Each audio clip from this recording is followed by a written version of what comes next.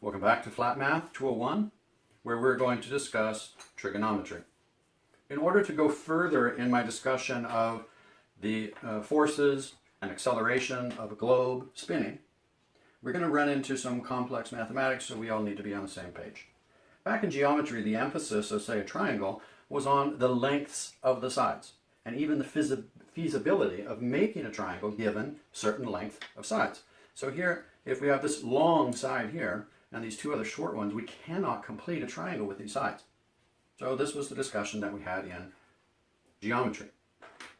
In trigonometry, the emphasis shifts away from the length of the sides and turns into an emphasis on the angle itself and what it determines. So in this case, the angle is measured from the bottom up. If I just draw two rays here,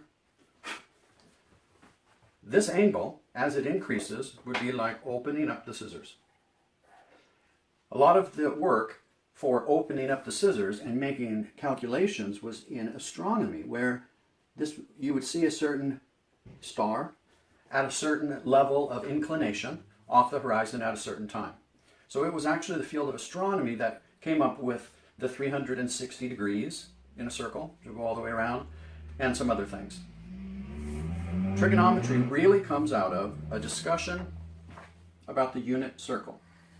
Unit means one, and circle means circle. So a unit circle is a circle of radius 1 set at the origin. So if the radius is equal to 1, and then the circumference is equal to 2 pi r, and r is equal to 1, then the circumference is 2 pi. The area, which is equal to pi r squared, 1 squared is 1, equals pi. So we have very nice relationships in the unit circle. Radius is 1, the area is pi, the circumference is 2 pi. It makes our math very simple. So on our standard Cartesian coordinate system, the x-axis and the y-axis, if we introduce an angle, so again, our focus in trigonometry is on the angle. The angle is measured from the x-axis up counterclockwise, just as we did here. And when you do that, it marks out a certain section of the surface of the circle, which we call an arc. Now, the distance all the way around this circle is 2 pi.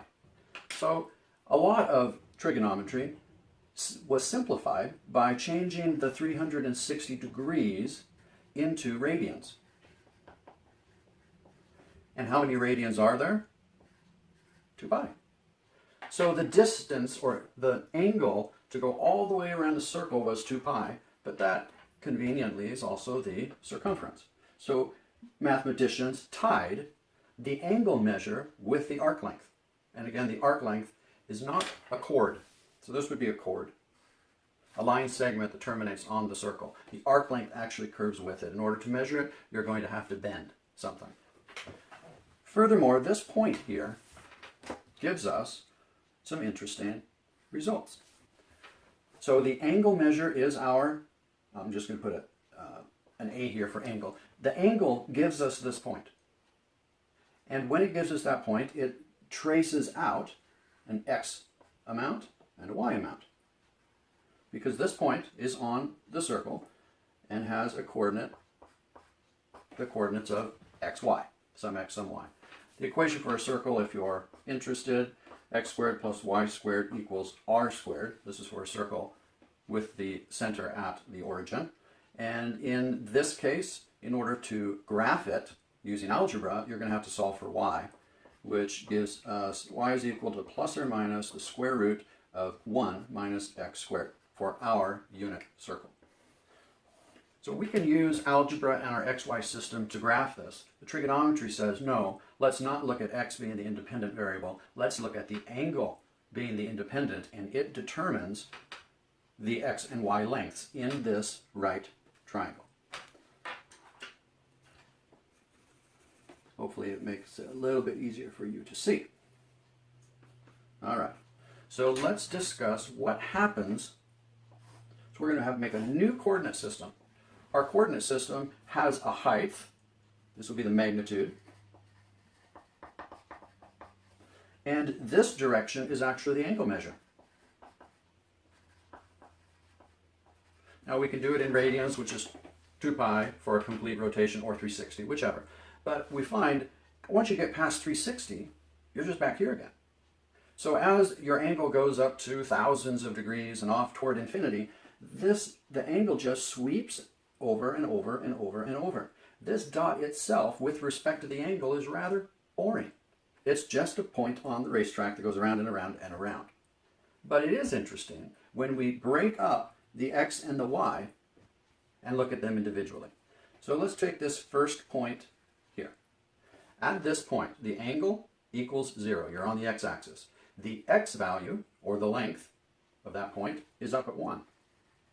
So that dot is up at a height of 1 and the angle is 0. The next interesting thing happens here, where the angle is equal to 90 degrees. And at 90 degrees, the x value, the distance this dot is from the y-axis, is 0. So I'm going to trace them out. 90, 180, 270, 360, and we start over. At 90, x is 0. The angle all the way over here is going to be 180, and x is equal to -1. Keep going. 270, x is equal to 0, and back at the beginning, x is back up at 1, and it's going to repeat. And I know what this shape is going to look like, so I can graph it. If you didn't know what it was, you could graph more points, and you would find it looks pretty much like that. So this is the x values. The green are the x values. Well, that didn't look well at all. The x values. Now in red we'll do the y values here. When the angle is equal to 0, y is equal to 0. You're here on the x-axis. Up at 90 degrees, y is equal to 1. 180, y is equal to 0. 270, y is equal to -1. Back at 360, y is equal to 0. And again, I know what this shape is going to be, so I can sketch it. Although I missed that dot pretty well. All right. The red line are the y values. If you've had trigonometry, you recognize these. One of them is called the sine wave, and the other one is the cosine. The sine of the angle, and I'm just going to make the symbol for angle here, is defined as, the sine is this red one. It's defined as the y value for a given angle. Cosine is this green one. Cosine of the angle is defined as the x value for that given value.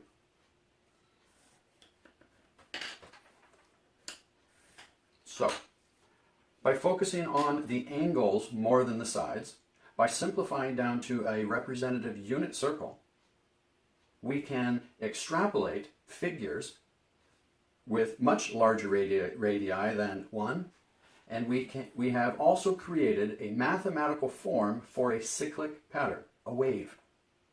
Without this, we had no way of making waves mathematically.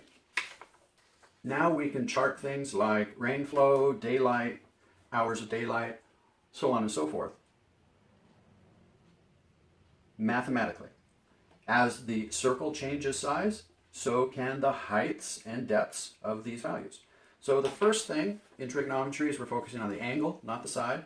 The second thing, we have the ability through our discussion of letting the angle be the independent variable and have it determine the x and y values as it circles around. And as we graph those out, we'll get the sine wave and the cosine wave. Finally is the right triangle, which again, you can draw. If you ever get confused, you can draw your right triangle inside of a circle. Get back to here, and then we'll realize that this is the angle. So I'm going to do the angle. I'm going to call it A. This side over here we call the opposite. Our triangle is always a right triangle because the y-axis is perpendicular to the x-axis. The opposite, this one is called the adjacent. This one, the hypotenuse. And the relationship between the three angles, this one's 90, this one's known, and they add up to 180. So if you know this angle, you also know this angle. And where this is used is in engineering, building, measuring, surveying is where we use this a lot. So we do sine A is equal to the relationship, the ratio, between the length of the opposite side and the length of the hypotenuse. Cosine of angle A is equal to the length of the adjacent side over the hypotenuse. And the tangent of the angle is equal to the relationship between the opposite and the adjacent.